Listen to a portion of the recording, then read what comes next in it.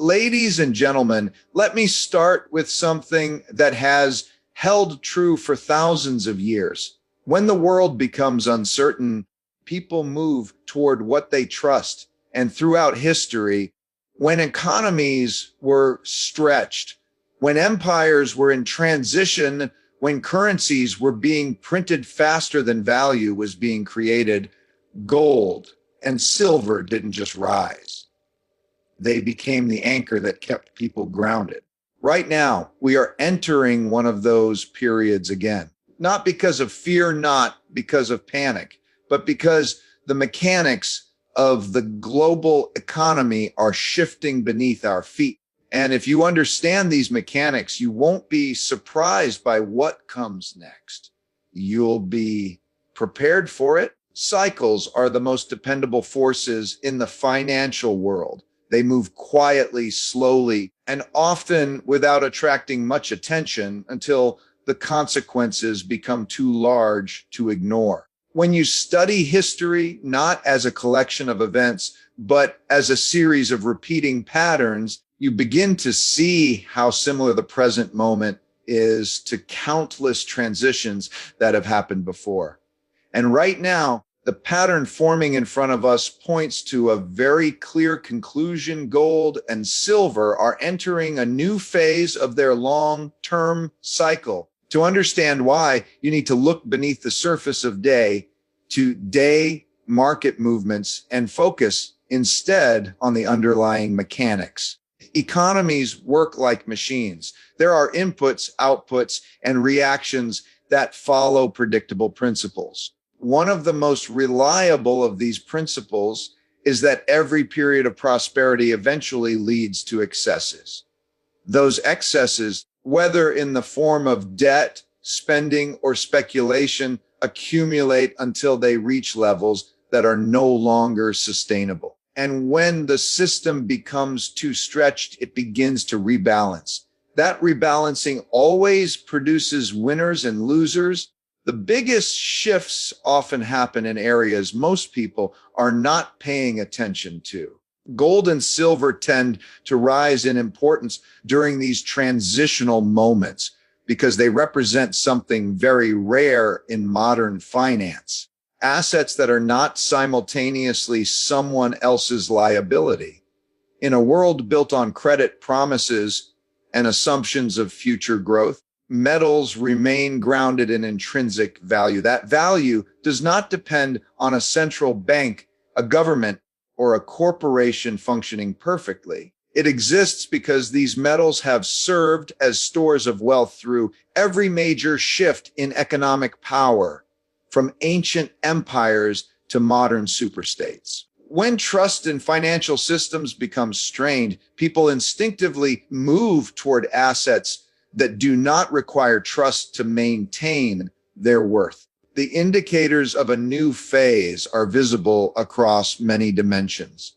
Debt has grown significantly faster than productivity, creating a gap that will eventually need to be closed. Closing that gap rarely happens smoothly. Historically, nations have relied on money creation, reduced interest rates, or currency devaluation to ease the pressure. But those tools come with consequences, and one of the most predictable consequences is a decline in purchasing power. When money loses value, people look for assets that cannot be printed or manufactured in unlimited quantities. Gold and silver naturally benefit from that environment. Geopolitics also plays a role. Global power dynamics are shifting, and whenever major powers compete or fragment, uncertainty increases. Uncertainty is not inherently negative. It is simply a sign that the world is transitioning from one equilibrium to another. But during these periods, capital flows toward what feels safe, familiar, and resilient. Throughout history, gold has served as a neutral reserve asset, a stabilizer when alliances weaken or when new alliances form. Silver often follows, though with more volatility, mirroring the broader economic tension. Another strong signal is the behavior of institutions, especially central banks. They are among the most informed participants in global markets. And when they accumulate gold aggressively, it reflects a long-term strategic view, not a short-term trade. They are preparing for a world where traditional financial structures may not operate the same way they have over the past few decades. Their actions quietly reinforce the idea that a shift is coming. Cycles never repeat in the exact same way because the people, technologies, and circumstances involved are different. But the underlying forces, excess, correction, rebalancing, and renewal remain remarkably consistent. We are now entering a phase where the old structures are straining and new structures are forming. Gold and silver tend to rise during these inflection points, not because of hype or speculation, but because they represent stability when everything around them is in motion. Many investors make the mistake of focusing on price movements rather than the cycle itself. Price is the last thing to react. The fundamentals shift long before the price does. The people who understand cycles position themselves early, not because they are trying to predict the exact moment a big move will begin, because they recognize that cycles reward long-term thinking and penalize short-term reaction. What is unfolding now is not a sudden event, but a steady transition.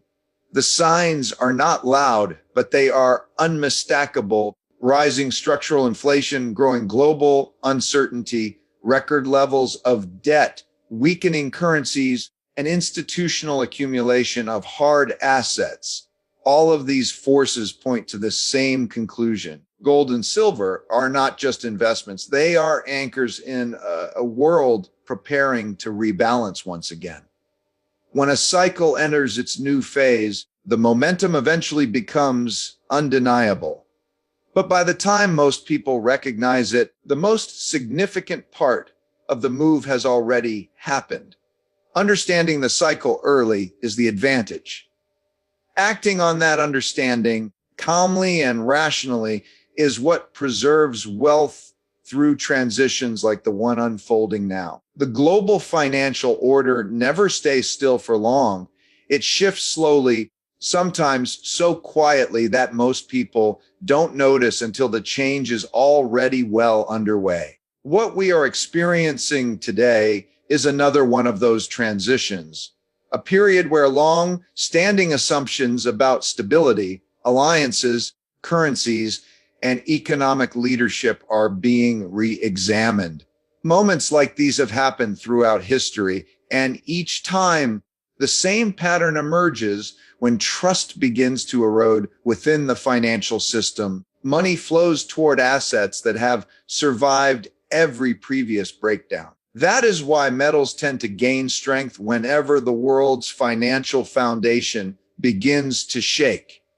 To understand this shift, you have to look at how the global order was built.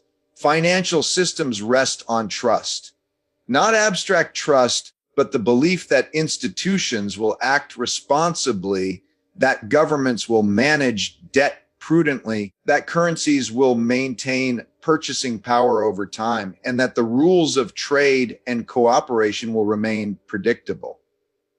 For decades, these assumptions have held up reasonably well, even during recessions, crises, and political tensions. But trust is not an unlimited resource. It is fragile. When it starts to weaken, it rarely does so in a straight line. Instead, it cracks in multiple places at once. One of the clearest signs of stress is visible in the relationships between major economic powers. When countries begin to question each other's motives, reliability, or economic policies, they adjust how they store value. That adjustment usually involves reducing exposure to currencies that may lose influence and increasing exposure to assets that are universally recognized as stable. Gold has always played that role, acting as a neutral asset that does not depend on any country's policies or promises. Silver, though more volatile, often rides the same wave as confidence in traditional systems declines. Currency dynamics are also changing. With rising debt levels, political polarization, and frequent interventions in financial markets, credibility of paper currencies is being challenged more openly than in previous decades. A currency is valuable only if people believe in the stability of the system behind it. When that belief weakens, value seeks a safer place to store itself. Historically, every major currency has gone through this cycle. None have been immune. The decline is rarely immediate. It tends to unfold gradually. And by the time the public becomes aware, the institutions that understand these trends have already repositioned themselves. Central banks offer one of the strongest confirmations of this unfolding shift. Their actions often